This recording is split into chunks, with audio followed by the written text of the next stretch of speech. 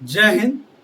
बिहार में टीचर का क्रेज जो है ये काफ़ी बढ़ चुका है और यदि आप भी चाहते हैं टीचर बनना तो आपको क्या करना होगा। तो इसके पहले आपको जो है या तो बीएड करना होगा या डीएलएड करना होगा, ठीक है। तो तभी जो है आप बिहार में टीचर बन सकते हैं, क्योंकि टीचर एबिलिटी के लिए जो है आपको कम से कम जो है डीएलएड या जो है बीएड आपको होना अनिवार्य है, ठीक है। तो अभी डीएलएड का एग्जाम चल रहा था, उनका जो है अभी एग्जाम चल रहा है और बीएड का जो एग्जाम यानी कि एंट्रेंस एग्जाम है उसके लिए फॉर्म भराना का जो है डेट ऑफ निर्धारित हो चुका है और किस डेट्स में आपका फॉर्म फिलअप होगा और इसमें क्या कुछ रहने वाला है, क्या कितना आपको फीस लगेगा और कितना सीट है। चलिए सारे चीज़ों को समझते हैं और संपूर्ण विस्तार में सारे चीज़ों को देखते हैं, ठीक है, ठीक है। और एक बात मैं आपको एक इन्फॉर्मेशन दे देना चाहता हूं कि जिस प्रकार से डीएलएड के लिए आप लोगों ने हमें बहुत सारा प्यार दिया, यानी कि मैंने आपको जितना भी क्लास डीएलएड के जो है कराए हैं और आपको पीडीएफ जो है प्रोवाइड किया है, उस पीडीएफ में कहीं ना कहीं सारे बच्चों को जो है हेल्प मिला है और हर एक पीडीएफ से आपको जो है सवाल जो है एग्जाम में देखने को मिला है, ठीक है। तो डीएलएड के लिए हम लोग जी जान लेकर के मेहनत कर जो है लगाए थे और जी जान एक करके जो है हम लोग जो है सारे क्लास को किए और जो है आपको सारे क्लास को प्रोवाइड किए। उसी प्रकार से हम लोग जो है बीएड को भी लेकर के चलेंगे और आपका जो है सारा क्लास हम लोग जो है प्रोवाइड करेंगे। इसलिए जो लोग अभी तक चैनल को सब्सक्राइब नहीं किए तो सबसे पहले चैनल को सब्सक्राइब कर लीजिए और बेल आइकन को भी प्रेस कर दीजिए ताकि कोई भी नोटिफिकेशन हो वो आपको सबसे पहले जाए। और नीचे डिस्क्रिप्शन में आपको हमारा ऑफिशियल टेलीग्राम लिंक दिया गया है, आप लोग टेलीग्राम से भी जुड़ जाइए ताकि सारी इंफॉर्मेशन आपको सबसे पहले मिलता रहे, ठीक है।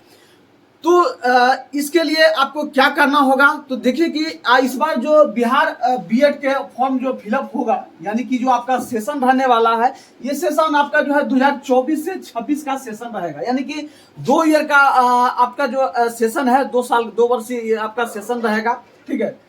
तो इसके लिए जितना टोटल सीट निकाला गया है वो टोटल सीट आपका है यानी कि 37,350 सीट जो है टोटल निकाला गया। और ये जो आपका एडमिशन होगा यानी कि बीएड कॉलेज में आपका एडमिशन होगा, इसमें जो आपको प्राइवेट कॉलेज और सरकारी कॉलेज दोनों को मिला करके जो है ये सीट निकाला गया, ठीक है। आपके जो आपका कितना मार्क्स आ रहा है उस मार्क्स के बेसिस पर आपको जो है प्राइवेट कॉलेज मिलेगा या सरकारी कॉलेज मिलेगा। यदि आपका जो है मार्क्स अच्छा आ रहा है तो आपको सरकारी कॉलेज मिलेगा यानी कि गवर्नमेंट कॉलेज मिलेगा, और यदि उससे लो आ रहा है तो आपको जो है इसमें प्राइवेट कॉलेज प्रीफर होगा, ठीक है।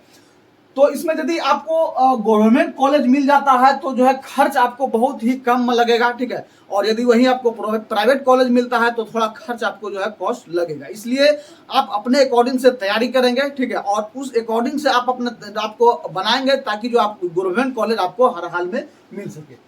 और वहीं अप्लाई डेट की बात करें तो पहले जो है 9 अप्रैल से जो है आपका अप्लाई डेट होना ये जो है चालू था, लेकिन किन्हीं कारणवश से जो है अब 9 अप्रैल को ये अप्लाई नहीं हो रहा है। तो इसके लिए आप ये नोटिस देखिए, यहाँ आपको नोटिस दिख रहा हो, इसके बारे में आप लोग संपूर्ण जानकारी लीजिए कि क्यों नहीं 9 अप्रैल को जो है इसका अप्लाई फॉर्म जो है स्टार्ट हुआ, ठीक है। तो पहले ये आप लोग जो नोटिस देख लीजिए। तो फ्रेंड्स ये देखिए नोटिस जो office of the state nodal officer, और ये देखिए यहाँ की nodal university Lalit Narayan Mithila university, ये ऑफिशियल नोटिस जारी हुआ है और इसको जो है ललित नारायण मिथिला यूनिवर्सिटी को जो है नोडल यूनिवर्सिटी बनाया गया, ठीक है। इनके द्वारा एक सूचना जारी हुआ है, यहाँ देखिए कि 6/4/2024 को यह सूचना जारी किया गया है कि सभी संबंधित को सूचित किया जाता है कि अपरिहार्य कारणों से जो है यानी कि सीईटी बीएड शिक्षा संस्कृति 2024 में जो नामांकन हेतु ऑनलाइन माध्यम से परीक्षा प्रपत्र भरने का तथा प्रवेश परीक्षा की जो है पूर्व निर्धारित तिथि यानी कि 9/4/2024 को जो पूर्व निर्धारित तिथि यानी कि जो प्रवेश परीक्षा ऑनलाइन जो आपका फॉर्म फिलअप होना था ये निर्धारित तिथि था, उसको जो है एवं जो है कह रहा है कि 30/5/2024 को स्थगित की जाती है, ठीक है। 30/5/2024 को जो है इसका यानी कि एग्ज़ाम लेने का डेट था, तो इसको जो है किसी कारण से स्थगित किया गया है, ठीक है। और देखिए कि कह रहा है कि अगली तिथि की घोषणा जो है बाद में की जाएगी।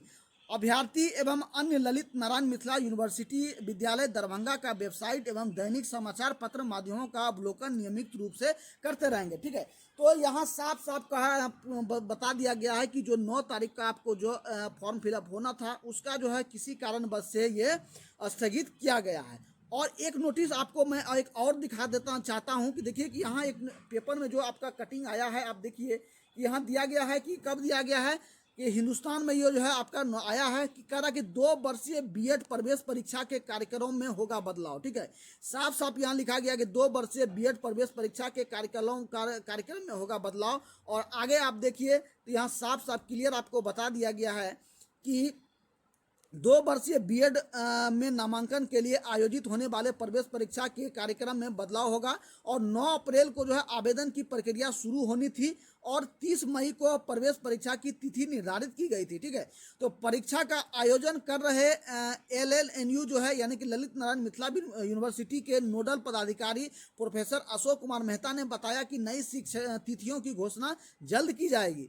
और ललित नारायण मिथिला यूनिवर्सिटी को आवेदन जमा करने की प्रक्रिया शुरू करने से पूर्व CET के लिए ऑनलाइन कार्य देखने वाली एजेंसी, ठीक है, यहीं आप देखिए यहाँ क्लियर कर दिया गया है कि जिस एजेंसी को ऑनलाइन एग्जाम कराने का जो ऑनलाइन फॉर्म भरने का जो ठेका दिया गया था यानी कि टेंडर दिया गया था उसका जो है चयन करना था। ठीक है, इसके लिए विज्ञापन भी जारी किया गया था, लेकिन तकनीकी कारणों से एजेंसी का चयन अब तक नहीं हो सका। ठीक है, जिन एजेंसी को ऑनलाइन एग्जाम करने के लिए ठेका दिया गया था, ठीक है, तो उसका जो है वो लोग जो है चुनाव नहीं हो सका ऑनलाइन फॉर्म भरने के लिए। तो उसका जो है इस कारण से आपका जो है अभी जो फॉर्म फिलअप को स्थगित किया जा रहा है।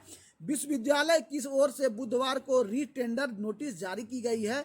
इच्छुक एजेंसियों को 8 अप्रैल को बुलाया गया है। ठीक है, दोबारा से जो है इच्छुक जो भी आपका एजेंसी है उसको बुलाया गया है और आपका टेंडर जल्द ही जारी हो जाएगा। एजेंसी चयन होने के बाद ही आवेदन की प्रक्रिया शुरू हो सकती है। ऐसे में पूर्व निर्धारित 9 अप्रैल से आवेदन जमा करने की प्रक्रिया शुरू होने की संभावना खत्म हो गई है और एजेंसी चयन होने के बाद ही नया शेड्यूल जारी किया जाएगा।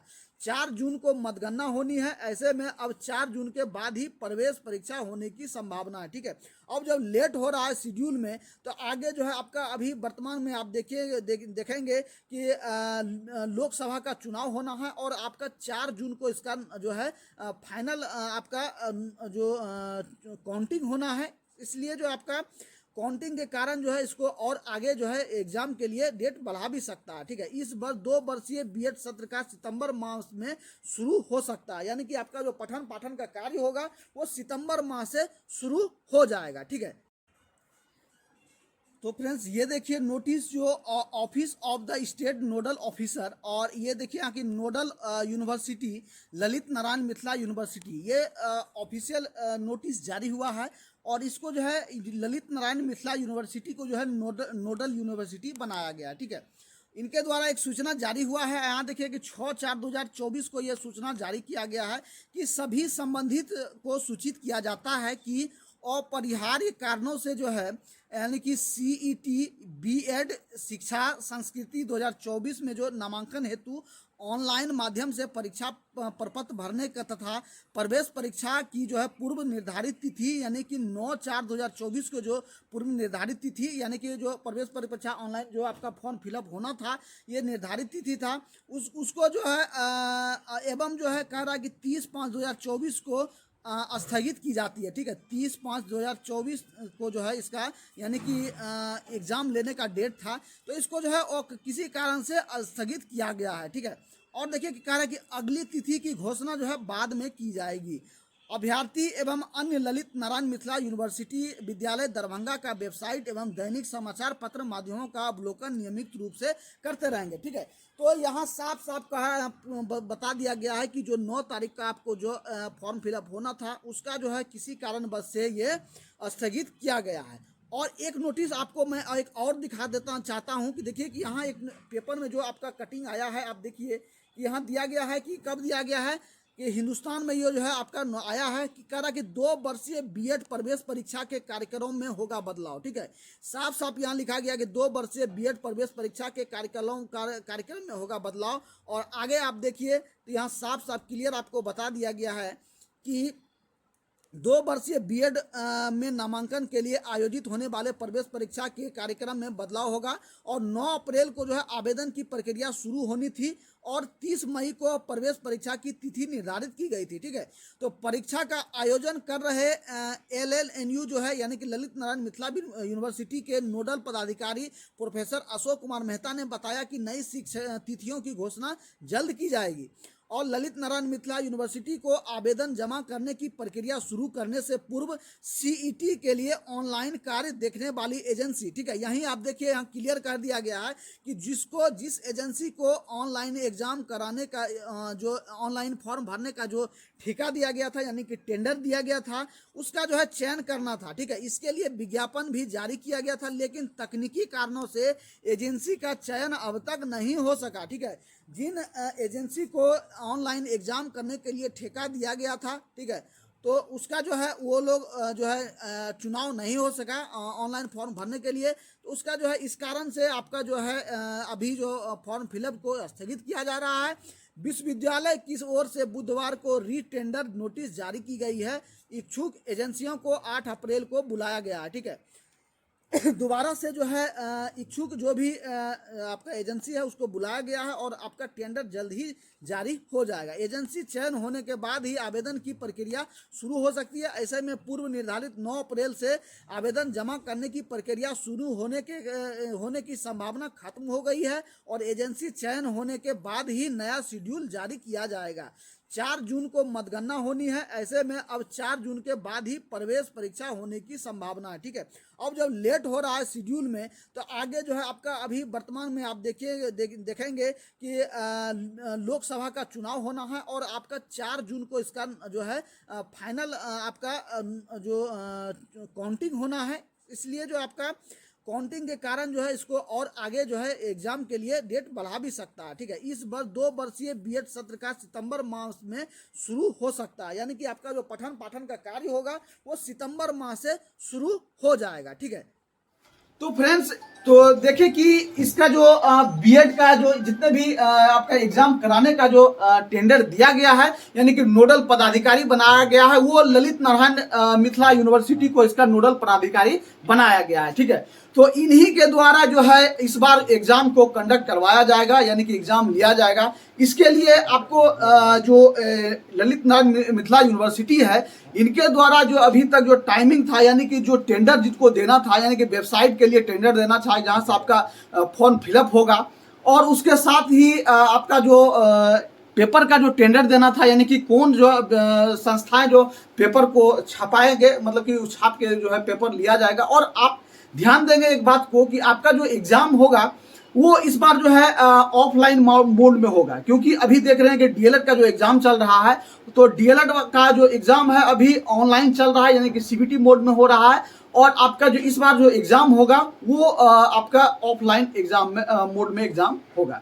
तो इसके लिए जो जिनको भी टेंडर दिया गया था उस टेंडर में कुछ डिफॉल्ट हो गया या किन्हीं कारणों से जो प्रॉब्लम हो गया तो उनसे उस कारण से जो है आपका 9 अप्रैल से फॉर्म को फिलअप नहीं जो है स्टार्ट हो सका है। ठीक है, तो अगला डेट जो है अब इसका निर्धारित भी हो जाएगा, जल्द ही जारी होगा। इसको आगे मैं आपको बताता हूँ। इसलिए जो लोग अभी तक चैनल को सब्सक्राइब नहीं किए तो सबसे पहले चैनल को सब्सक्राइब कर लीजिए और बेल आइकन को भी प्रेस कर दीजिए ताकि कोई भी नोटिफिकेशन हो वो आपको सबसे पहले जाए। और नीचे डिस्क्रिप्शन में आपको हमारा ऑफिशियल टेलीग्राम लिंक दिया गया है, आप लोग टेलीग्राम से भी जुड़ जाइए ताकि सारी इंफॉर्मेशन आपको सबसे पहले मिलता रहे। ठीक है, तो पीडीएफ जो है आपको बहुत ही हेल्प दिया है डीएलएड एग्जाम के लिए, उसी अकॉर्डिंग हम लोग जब बीएड में चलेंगे। ठीक है, तो साफ साफ आप शब्द में समझेंगे कि जो क्यों स्थगित हुआ है। तो ये हुआ कि जिन एजेंसी को जो टेंडर देना था उनको सही से नहीं मिला, मतलब कि जो कॉन्ट्रैक्ट होना था वो कॉन्ट्रैक्ट जो है कॉन्ट्रैक्ट साइन सही से नहीं होगा, इस कारण से जो है इसको कैंसिल किया गया। अब नई तिथि जो आएगा आपका एग्जाम डेट का, तो जैसे कि नई सूचना मिल रहा है कि आपका जो है 20 से 22 अप्रैल तक जो है आपका एग्जाम जो ऑनलाइन फॉर्म स्टार्ट हो जाएगा, ठीक है। तो आप लोग 10 दिन और वेट कीजिए, 10 दिन के बाद जो है आपका ऑनलाइन स्टार्ट हो जाएगा, ठीक है। तो चलिए इसके सिलेबस को आप लोग समझिए कि इसमें हमको पढ़ना क्या है, कितना क्वेश्चन आ रहा है और कैसे हम लोग तैयारी करेंगे, ठीक है। इसके बारे में आपको पहले समझना है, यानी कि कोई भी तैयारी आप कर रहे हो तो उसके पहले सिलेबस को समझिए कि कहाँ कहाँ से आपका क्वेश्चन आ रहा है और किस अकॉर्डिंग में आप जो है तैयारी करेंगे, ठीक है। तो चलिए इसके सिलेबस को देखिए कि सिलेबस में क्या दिया गया है। तो सबसे पहले आप देखिए कि आपका जो टोटल क्वेश्चन रहेगा वो 120 नंबर का क्वेश्चन रहेगा, ठीक है। टोटल 120 क्वेश्चन रहेगा और मार्क्स आपका जो है 120 रहेगा, यानी कि एक क्वेश्चन जो आपका 1 नंबर का रहेगा, ठीक है। इसके लिए आपको जो है 2 घंटा समय दिया जा रहा है। कितना दिया जा रहा है? तो 2 घंटा आपको समय मिलेगा। इन्हीं 2 घंटा में सारे सवाल को आपको जो है सॉल्व करना होगा। और एक प्लस पॉइंट आपको यह भी है कि आपका निगेटिव मार्क इसमें जो है बिल्कुल नहीं है, इसलिए आपको सभी क्वेश्चन को सॉल्व करके आना है, ठीक है। देखिए कि यहाँ निगेटिव इसमें मार्क नहीं है, नो निगेटिव है, तो आपको सारे प्रश्न को बना करके आना है, ठीक है।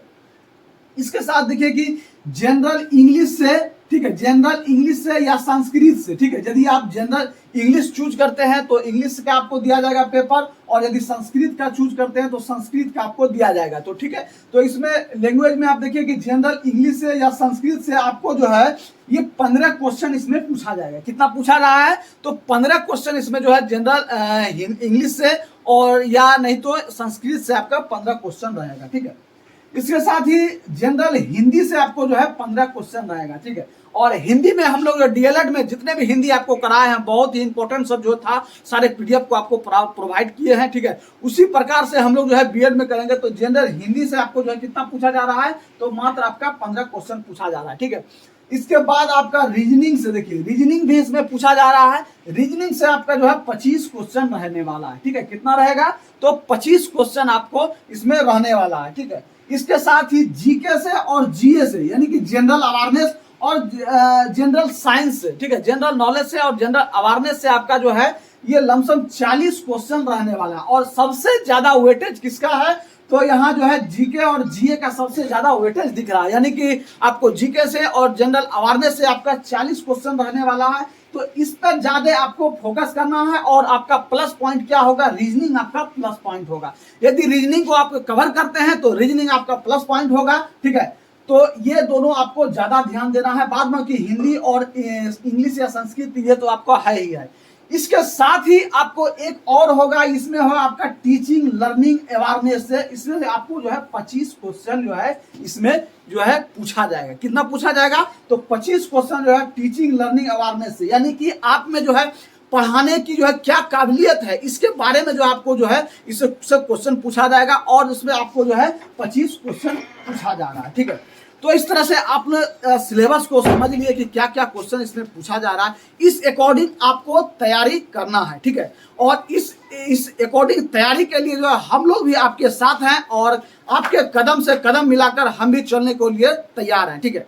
और आपको यदि एग्जाम से रिलेटेड कोई भी परेशानी आ रहा हो तो आप मेरा ये व्हाट्सएप नंबर है, आप नोट कर लेंगे, ठीक है।